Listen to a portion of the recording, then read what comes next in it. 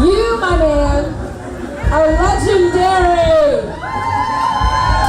A little bit, that just means I'm old. Oh, okay. No, you're like fine wine, man. You're like a good... Yeah, okay. Welcome to Micki Mays. Welcome to South by Southwest.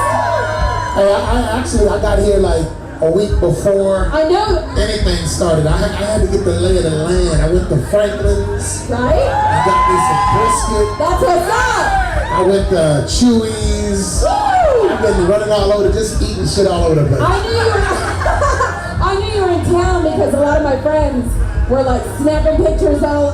Oh, you were on Congress, you were on Cesar Chavez, you were on Sanjak. Yeah, you don't see me with no bunch of dudes with dark glasses and beat this cat up if he farts next to me. I don't do none of that. You know, when I walk, I'm with the people. That's what I always have. I know, and my friends were like, oh my God, Sir Mix-a-Lot is in town for South by. Give it up. Stop. Dude. I mean, Baby got back, and we have to talk about it. I hope you're not sick talking about it, but that's like, even the millennials know Baby got back. Yeah, I mean, and the shit, I get sued about the song like every 6 months. Somebody sued me, so, I mean, I'm not ashamed of it. A lot of times, and I always tell artists this, if you ever have a big hit, don't act ashamed of it, because once you act ashamed of it, you gotta remember that hit is a brand, and you snatch the credibility from under the brand, and you start acting ashamed of your hits. So I ain't gonna never be ashamed of no hit. Well, you were like, and then you got nothing to be ashamed of. You were like the original, man. I mean. And you know, I got two types of fans. You have the Baby Got Back fan, but then you have people that really know Mix-a-Lot. They like my Hootie and Beepers, Posse on Broadway, you know. Beepers out there. That's right. That's a real old school head. So we love that you've been in Austin for a week now. What have you been looking for? I mean, I know you want to see the lay of the land, but what are you here for South by for? Well, I started a tech company back in 2010. Smart. But unlike some rappers, I just didn't throw a bunch of money in and then act like I knew what I was talking about, right? Right. I actually build my own stuff. Damn. Always have. I've been in electronics since I was 13, and now it's fashionable. Right. So they call it tech. Okay. Right. So are you an iPhone guy or a Samsung guy? Speaking of tech, I have the 6 Plus, but if you have a Samsung, more power to you, because they neither brand paying me shit. That's right. They gotta pay me before I brag on them. That's how I feel about it. So now that you're into tech, are you still what are you still doing with music and tech? Are you combining those two together? Music and technology, everybody in here that produces already knows music and technology are like this. Right. They always have been. So guys that are using Logic, Ableton, Pro Tools, any kind of controllers, and MIDI's been around forever. So music and technology, especially if you're in hip hop, they've always been married. So it's like natural progression for me. So are you producing music? Are you making new music? What are you doing with your technology? This is what I love. Right. More than anything. I really don't get me wrong, getting on stage is cool. Yeah. But the studio is my love. I'm a studio rat. I love the engineer. I love producing, and producing ain't just doing beats to me. It's everything. It's tracking.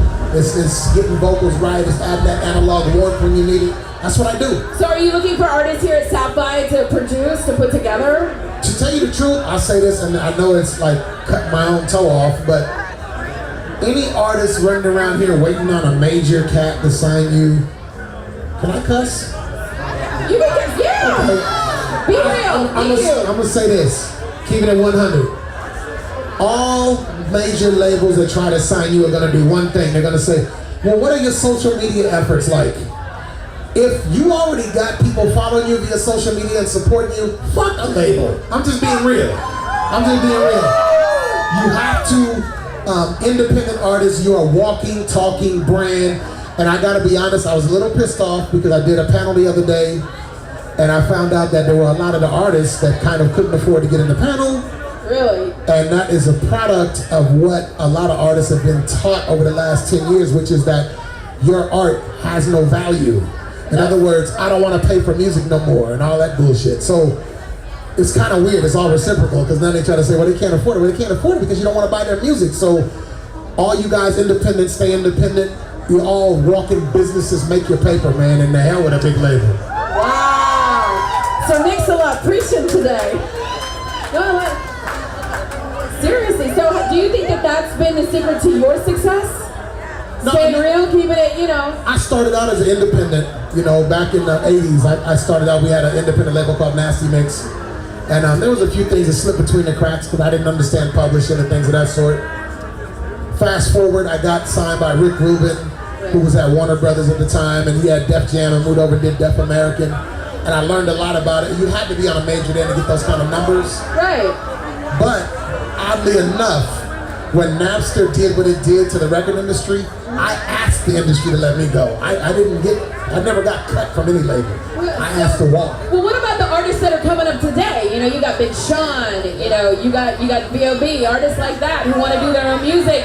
I mean, and that are signed to major labels. It's like, you can't tell them to bite the hand that feeds them. Right, no, I'm not talking about them. Okay. They got theirs, but at the same time, look at Big Sean's social media efforts. True. Right? That cat is racking them up and talking to his people, so the label needs him more than he needs the label. If the label dropped him right now, Big Sean's gonna make 3 times more money. So they're gonna keep Big Sean taken care of. So, you know, it's just real shit. So you're still in it, man. I mean, times have progressed, but you still know what's up. I mean, I do, and I understand the difference between, you know, cats out here right now. Every cat out here that's doing this, they're grinding now. You know, I mean, and people that were on majors try to make it like we were grinding a little bit, but keep it real. We used to take a demo, we give it to the label would go promote it and get it on the radio because they had clout like that, and we would sit home wait for a phone call. Hello, Mix-a-Lot? Yeah, you're a star, go tour. You know, it really, but these cats right now are grinding. I mean, they're walking around handing out CDs, trying to grind, and that's really where it should be right now. Okay. Are you watching any TV right now? Are you watching Empire? I watched Empire the other day, and I had to take off my record industry hat. Yeah. And realize that it's like entertainment. It's like Dynasty. It's like hip hop Dynasty. We love Cookie Lions. Dallas Come on, we love Cookie Lions. Yeah, Hakeem, all that. Yeah, I enjoy it. But what if they asked? What if Empire came to you and said, "Sir Mix-a-Lot, we want you to be on the show. Come on." I go on there. I want to go on there. I don't want to go on being nice though. I want to be just fucked up. Oh. You know what I mean? Just nasty. You want to go after Lucius Lyons? Yeah, I want to steal artists and steal songs and turn them backwards and get the label sued and all kind of shit like that. You don't want him to get the IPO. Yeah, I want to be just nasty. You know, I'm fat, so I come on eating brisket and dripping shit all over the place. Got a little barbecue sauce on your chin and shit. The only thing that cracks me up about that show is like when they're in the studio. Yeah. I'm looking at cats in the studio wearing suits and shit. That's not how it goes down. Man, let me tell you something. If I wore suits in the studio with my dudes and I record, my suit would smell like a skunk in 15 minutes. Your dry cleaner is gonna get that suit clean. No, it's just, yeah, and I can't be having weed in my stripes. So, I love it. I love you. So are you yourself? I mean, you're producing other people, but are you producing you? Do you got music coming out? I actually have an album ready, but the problem... Well, then what's the problem? Well, I'm going to tell you what the problem is. The problem is to make sure that I shape the audience's perception. Because a lot of people think if you're a cat my age and you make a record, whoo, dude must be broke. He's trying to stay relevant. Right. Which is bullshit. Anybody that does music, they do it because they love it. That doesn't change because you got a little paper in your pocket. Right. It doesn't change at a certain age. I mean, I grew up doing hip hop and I'm gonna love it till I check out. So what I decided to do was I'm gonna record the whole album live stream it. Wow. And then if you're watching the live stream, I'm gonna give each song away for 24 hours after I finish it, and that's it. It'll never be released. And just do something funny like that. And if they wanna give it away, they can give it away. But the point is to try to find new, unique ways of releasing content without begging for a major to promote something. Well, you're still relevant. I mean, we still play, your songs on the radio. Yeah, I mean, it still gets played. I mean, but like I said, when I come out, I support them. I mean, I'm looking at some cats like my age that are showing up, lip syncing and shit, and I'm like, man, you 40-something years old, bro. If you still lip syncing, you might want to, take up driving UPS trucks or something. Get the fuck out of the game with lip syncing. I that's wrong. That's wrong. What artists do you have coming out that you're like, everybody's got to check this guy out? I got one down here right now. Oddly enough, it's a rock group, a three-piece rock band. Cat played by Jimi Hendrix, Aaron Jones in the way. They might be here tonight, but they're playing 3 shows today alone. Wow. Yeah, they're down here getting ready. What's the name and where are they playing at? Aaron Jones in the way. Oh, Aaron Jones. Okay, Aaron Jones. Shit, they playing 3 places. You'll hear them, hell. Trust me, nobody else how you sound like them, so. Very cool. So, a tour maybe after you drop this album on iTunes or on YouTube. You know what's funny is I'm going to do a short tour right after I leave here. So I'm going to do San Antonio, then Dallas, Shreveport, Baton Rouge, New Orleans, Arkansas. I'm going all over the place. I love it. I love it. What else you got for me? Come on. I got a comment. Go ahead. When I first did that song, big round asses were rare outside of the black community. I don't have an ass, just so you know. But let me tell you something. That shit done changed, man.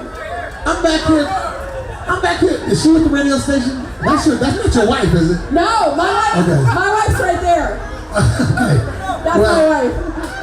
Man, these white girls out here got some asses, man. What do you think about Kim Kardashian? Texas got ass, man. Kim Kardashian's ass, is her ass real? You think her ass is real? I need closer inspection. Okay.